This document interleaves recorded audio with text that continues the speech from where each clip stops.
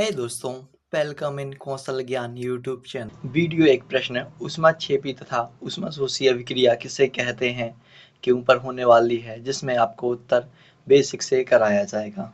तो चलिए उत्तर को शुरू करते हैं।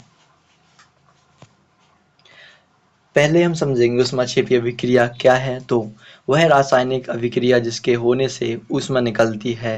इस प्रकार की रासायनिक क्रिया को हम ऊष्माक्षेपी अभिक्रिया कहते हैं।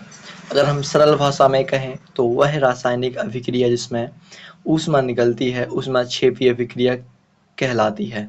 यानी अब मान लो कोई भी अभिक्रिया हो रही है, उसमें हीट जनरेट हो, ऊष्मा निकले, उसे हम ऊष्माक्षेपी अभिक्रिया कहते हैं।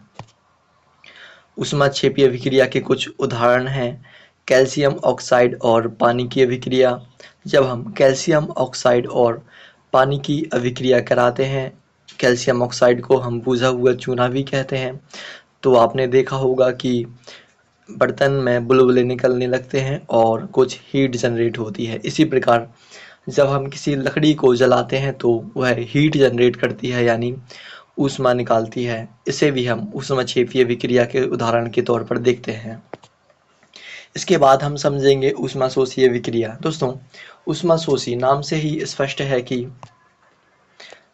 ऊष्माशोषी अभिक्रिया जैसा कि नाम से स्पष्ट है, ऊष्माशोषी यानी ऊष्मा का शोषण, यानी ऊष्मा अपने अंदर लेना।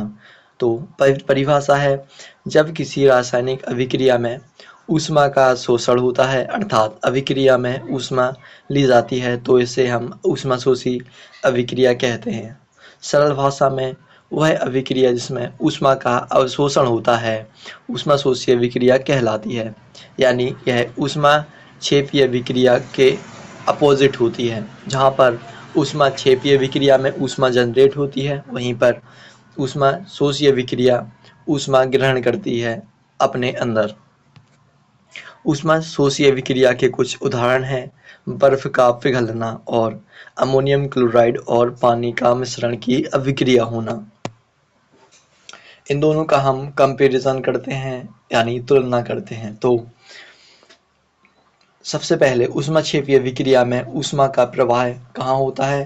तो ऊष्माक्षेपी अभिक्रिया में ऊष्मा बाहर निकलती है। जब कोई रासायनिक अभिक्रिया होती है तो ऊष्माक्षेपी अभिक्रिया क्या करती है, ऊष्मा को बाहर निकालती है। वहीं पर ऊष्माशोषी अभिक्रिया जैसा कि नाम से स्पष्ट है, यानी ऊष्मा का शोषण होता है, यानी अवशोषित होती है यहाँ पर ऊष्मा। और तापमान का प्रभाव, जब ऊष्माक्षेपी अभिक्रिया होती है तब क्या होता है कि ऊष्मा निकलती है, तो इनडायरेक्टली तापमान तो बढ़ेगा ही, और ऊष्माशोषी अभिक्रिया में तापमान घट जाएगा, यानी जो आसपास का हमारा वातावरण है उससे यह अभिक्रिया ऊष्मा को अपने अंदर अवशोषित करेगी, जिसके कारण आसपास का तापमान घट जाएगा।